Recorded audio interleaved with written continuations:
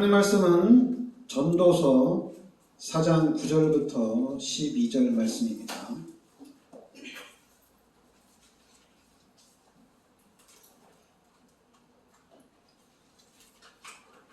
구약성경 951면 전도서 4장 9절부터 12절까지 같이 우리 합독하겠습니다.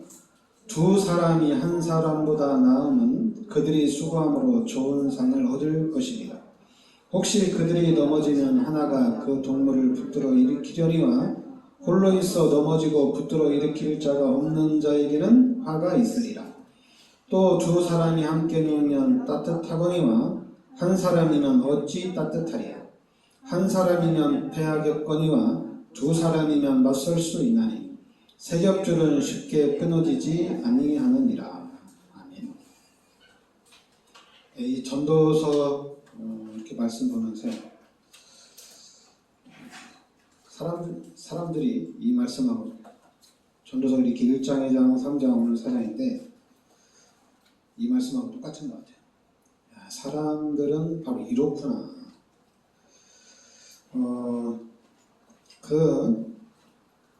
전도서 4장, 오늘 이제 전도서 4장 1절부터 3절에는 하나님 뭐라고 얘기하냐면 위로자가 없다 이렇게 얘기합니다. 위로자가 없다 이렇게. 그 4장 1절에 보면 내가 다시 해 아래에서 행하는 모든 학대를 살펴보았다.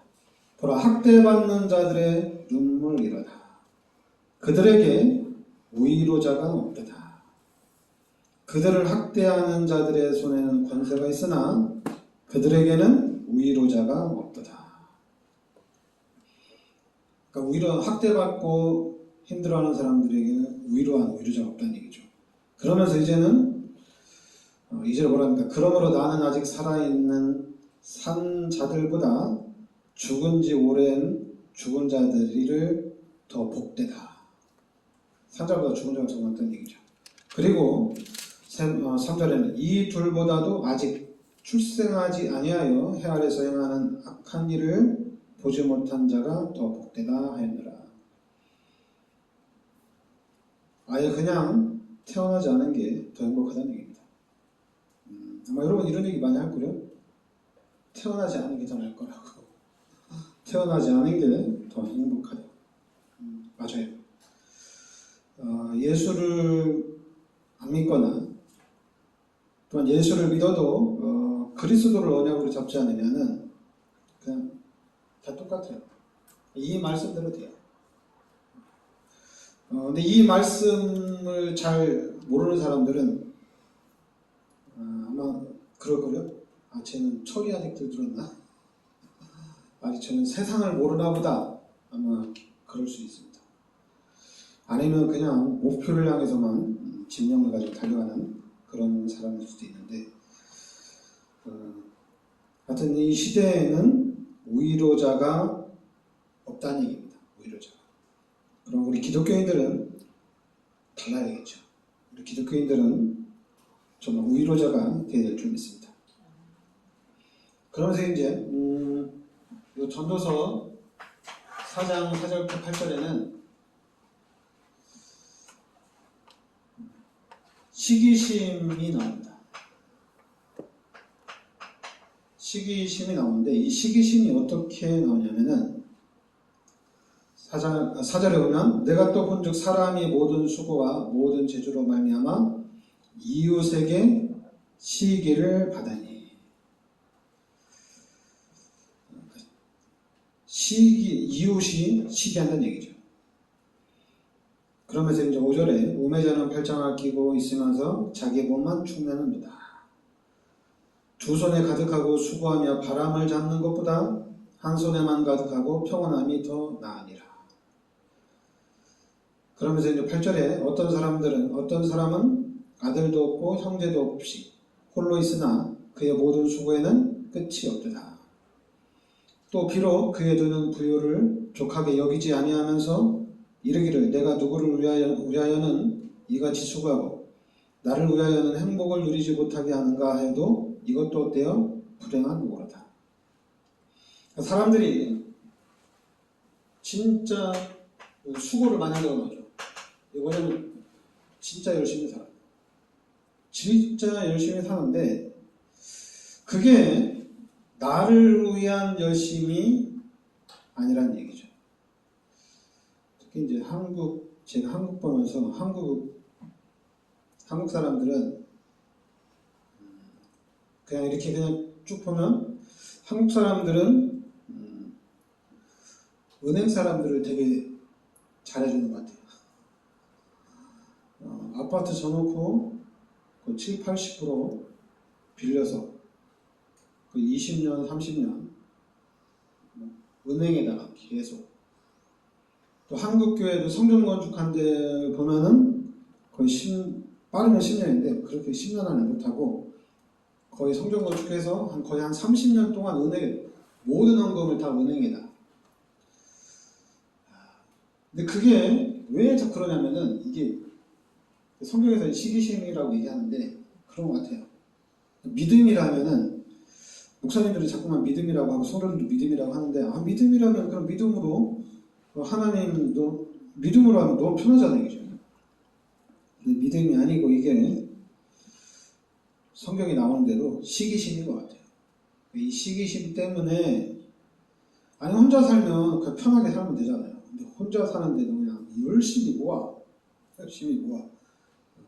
근데 그 모든 것이 바람을 잡는 것 같다 이렇게 얘기합니다. 그리고 오늘 이 전도서 4장 9절부터 12절에 함께하는 삶. 아마 여러분 교회를 많이 다녔으면 많이 들은 얘기 중에 하나가 그 12절 하반절에 세 겹줄은 쉽게 끊어지지 아니하느니라 이렇게 나오죠. 세 겹줄. 사람이 두세 사람이 함께하면은 이게 엄청난 힘이 된다는 얘기입니다. 그러면서 이제 10절에 혹시 그들이 넘어지면 하나가 그 동물을 붙들어 일으키려니와 홀로 있어 넘어지고 붙들어 일으킬 자가 없는 자에게는 화가 있도다. 그러니까 두 사람이 함께하면 혼자 있는 것보다 훨씬 낫다 이겁니다. 그러면서 이제 전도서 4장 13절부터 16절까지는 13절에 나와 있거든요. 가난하여도 지혜로운 젊은이가 늙고 둔하여 경고를 더 받을 줄 모르는 왕보다 나으니. 그러니까, 가난하여도 지혜로운 젊은이가 늙은 왕보다 낫다는 얘기죠. 그죠? 늙은 왕보다. 근데 사람들은 현재 사람들은 잘 안 그런 것 같아요. 차라리 그냥 왕이 낫다. 왕이. 많이 못 살아도 왕이 더 낫다는데, 근데 성경에는 지혜로운 젊은 사람이 낫다는 얘기죠. 늙은 왕보다. 왜냐하면 처음엔 뭐 젊은 사람이 왕이 되면 사람들이 좋아하지만은 나중에 시간이 지나면 또 그 왕을 싫어한다는 얘기죠. 왜 그런 현상이 나타나냐면은 자꾸만 사람들은 비교를 하거든요. 그래 비교를 하다 보니까 어느 부분에서는 좋을 수 있지만은 또 어느 부분에서는 안 좋고 또 싫어할 수도 있는 거거든요. 그래서 예수 믿는 사람들이 좋은 게 있어요. 여러분은 참 행복한 거예요. 왜냐하면 대통령이 되면은 우리 특히 한국 대통령들 감옥 간 사람들 많잖아요, 그죠? 그리고 쫓겨난 대통령도 있고 또 총 맞아 죽은 대통령도 있고 지금 제대로 된 분은 지금 문재인 대통령밖에 없는 것 같아요. 나머지는 다 감옥에 있다가 가고 또 어떤 분은 또 자살하고 또 어떤 분은 평생 손가락질 당하다 이렇게 가고. 그래서 저는 그러니까 이게 예수 믿는 사람들이 그 신앙생활만 잘하면 될 것 같아요. 그러니까 여러분들이 임마누엘 잠깐만 이 신앙생활이 엉뚱한 대로 흘러가니까 이게 문제가 되는 건데 기독교인들 중에 진짜 한 사람이라도 임마누엘만 확실히 들으면 분명히 하나님이 함께 하시잖아요. 그러니까 하나님이 함께 한다는 이 사실만 누린다면 이건 엄청난 거예요. 그리고 분명히 우리는 하나님이 우리 왕이잖아요. 그죠? 하나님. 그럼 하나님은 어떻게든지 이 절대 주권을 가지고 하나님의 자녀들을 당연히 이 하나님의 자녀를 축복하는 거죠. 하나님이 그 능력 가지고 뭐 하겠어요? 하나님의 자녀를 축복하지. 그러면 우리는 이 부분에 대한 하나님 자녀로서 축복받은 이 부분에 대한 증인을 딱 쓰면 되거든요. 근데 이 증인이 없는 거야. 희한하게. 그냥 시기심으로 열심히 하는 사람은 많은데 진짜 하나님을 만나고 성령 충만하고 은혜 충만한 가운데 하나님이 주신 축복을 누려서 거기에 대한 증인이 없는 거야. 이게 아쉬운 거예요. 그러니까 성경에서는 하나님의 축복을 받고 한 시대를 그냥 장악을 해 나가는데 이게 안 되는 거예요. 그러니까 이 부분이 안 되다 보니까 당연히 세계복음만 할 수가 없어요. 그러니까 여러분들이 기복신앙의 증인은 엄청나게 많아요. 기복신앙의 증인 너무나도 많아요. 근데 진짜 내가 하나님의 자녀로서 하나님의 축복받은 증인이 없어요. 그러니까 여러분들이 여기에 증인으로 서야 됩니다. 여기에. 그러니까 저는 하나님의 자녀고 여러분들도 하나님의 자녀예요. 그러면 하나님의 자녀로서 여러분들은 이 세상 앞에 불신자들 앞에 증인이에요. 그러니까 우리 구원 받았잖아요. 그러니까 불신자들한테 나 예수 믿고 구원 받았다. 너도 예수 믿고 구원 받아라. 이거 증인입니다. 근데 자꾸만 역설적으로 그럼 네가 구원받은 증거를 내놔봐라. 네가 축복받은 증거를 좀 내놔봐라. 막 이렇게 얘기할 거 아니에요. 그러면 그게 중요한 게 아니라 네가 지금 예수를 믿어야 된다고. 네가 예수를 믿으면 하나님의 자녀가 되고 구원을 받는다고. 이렇게 말을 해주는 목사도 없고 기독교인들도 없어요. 오히려 이런 증거는 있죠.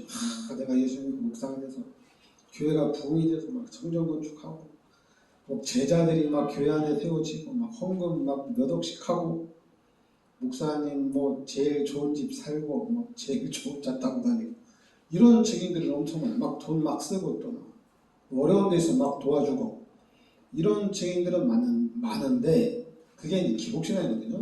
근데 진짜 하나님의 자녀가 돼서 하나님이 나를 이렇게 축복해 주셨다는 이런 증인이 없어요. 하나님의 절대 주권을 가지고 이렇게 축복받은 증인이 없어요. 그래서 자꾸만 이 너무나도 좋은 말씀, 능력의 말씀을 가지고 어려운 사람, 힘든 사람, 상처받은 사람한테만 적용을 해요. 너 괜찮다. 너 하나님 자녀 아니야. 너 좀만 있으면 하나님 너 도와줄 거야. 기다려. 참아. 그래서 참고 있다가 회복된 사람들 많아요. 그러니까 자꾸만 거기에 대한 증인만 있어요. 그러니까 자꾸만 이제 회복이 됐으면은, 그러니까 하나님 회복됐으니까 하나님 저 축복해 주세요. 그러니까 눈에 보이는 축복이 없으면은 이제 대충대충 다니는 거예요. 신앙생활. 교회도 대충대충 다니는 거예요. 그러다 이제 누가 대충대충 다니면 안 되니까 목회자들이 1년에 한 여름이나 겨울에 2번씩 부흥회도 하고 집회도 하고 또 깨워주고 또 막 축복받은 사람 앞에 세워서 막 간증도 하게 하고 막 그런 간증들을 막 또 쏟아내고 그게 이제 20년 전까지는 통했죠. 근데 이제 그게 안 통합니다. 그러니까 이제 한국교회도 감사하고 있는데 감사해도 상관없어요. 진짜 하나님과 함께 하면서 하나님의 축복을 받은 사람들이 증인으로 서기 시작하면 이건 대단하고요. 왜냐하면 이 축복은 이 축복도 절대적이에요. 아무도 못 막아요. 아무도 못 막아요.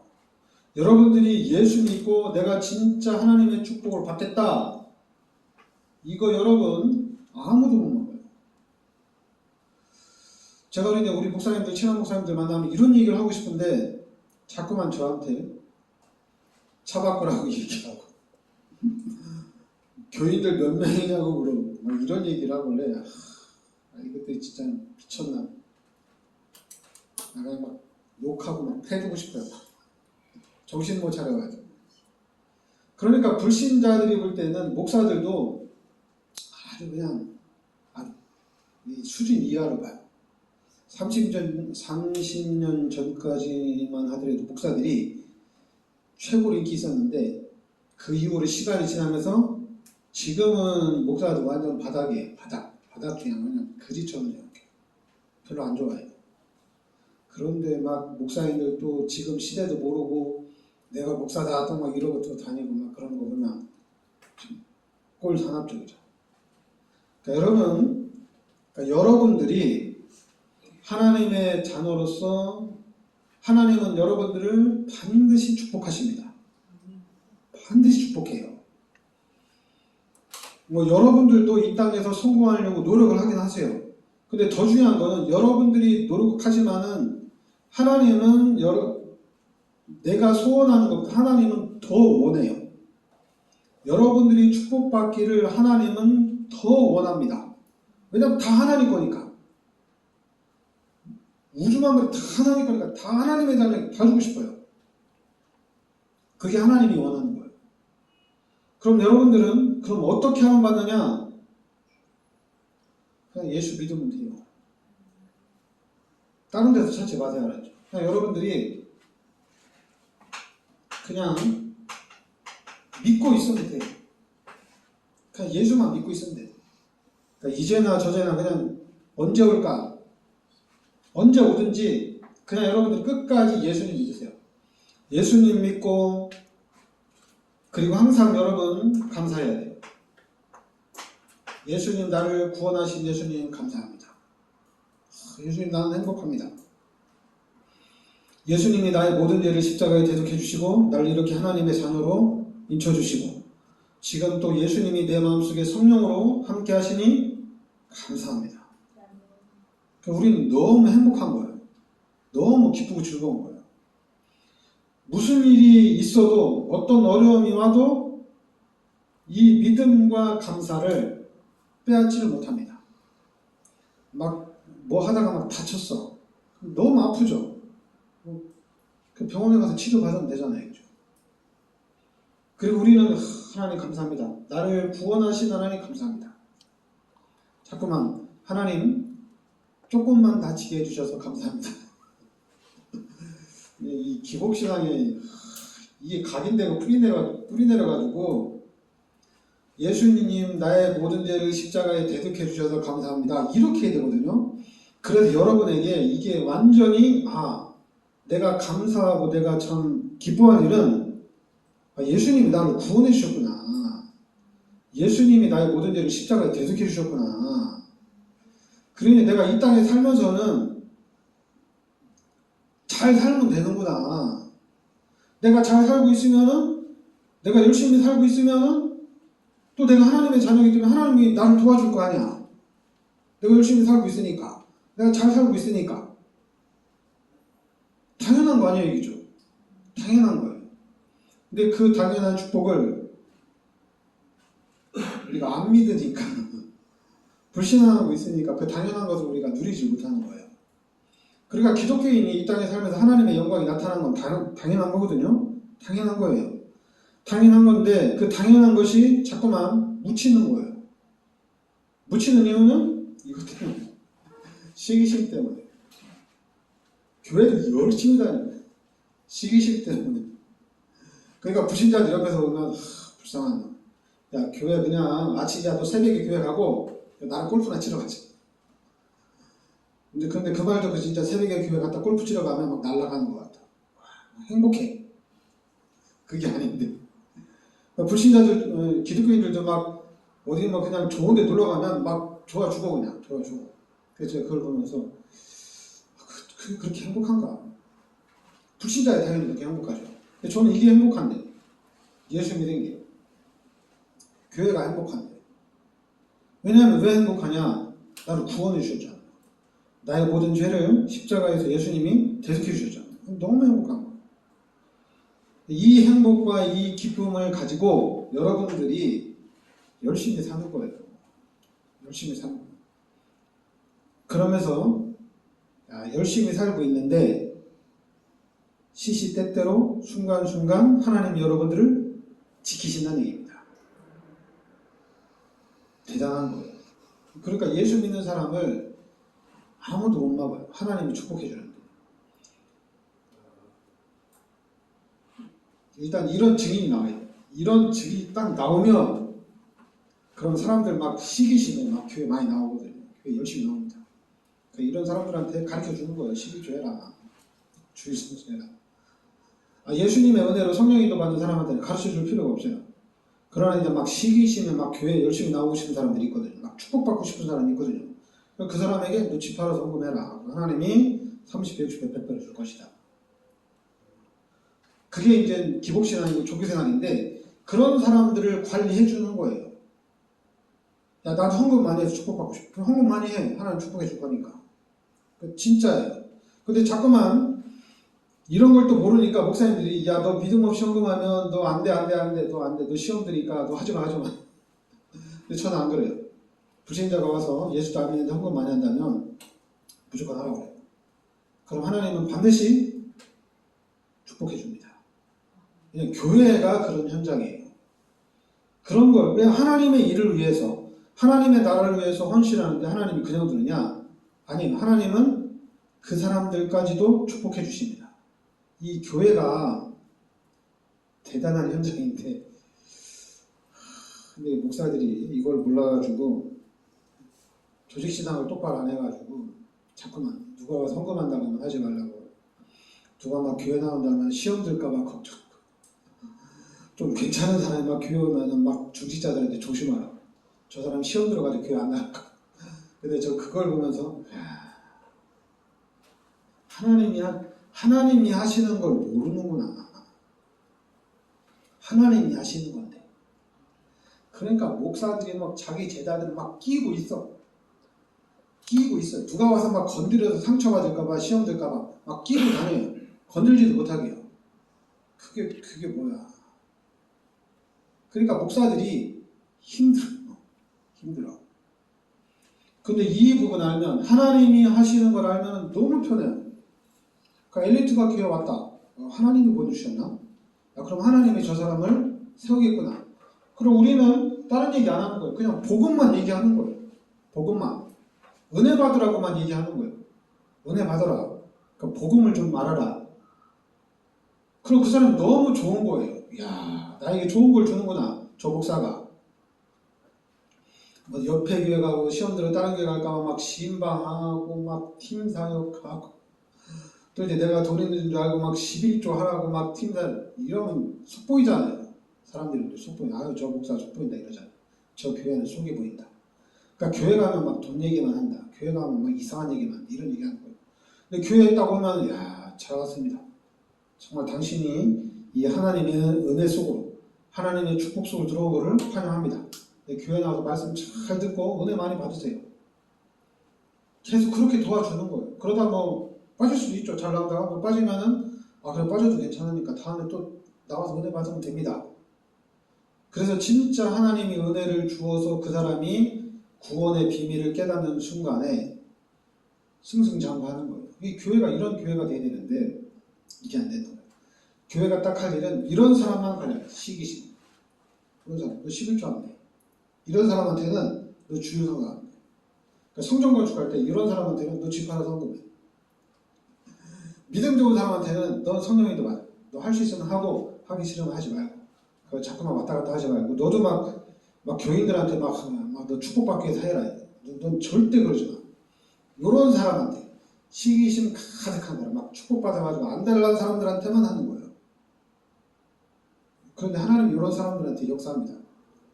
근데 교회에서는 이런 사람들이 축복받고 여기에 좌지우지만 안 되면 돼요. 근데 지금은 한국교회가 이런 사람한테 그냥 좌지우지 되다 보니까 이건 힘이 없잖아요. 사단에 공격하면 백전백패거든요. 그러니까 막 시험 들고 막 목사하고 성도들하고 싸우고 막 중직자끼리 싸우고 막 성도들이 목사 막 내쫓고 성도들이 그냥 목사 이제 면접 봐서 자기네게 목사 고르고 뭐 이게 뭐야? 믿음이 하나도 없어 교회가.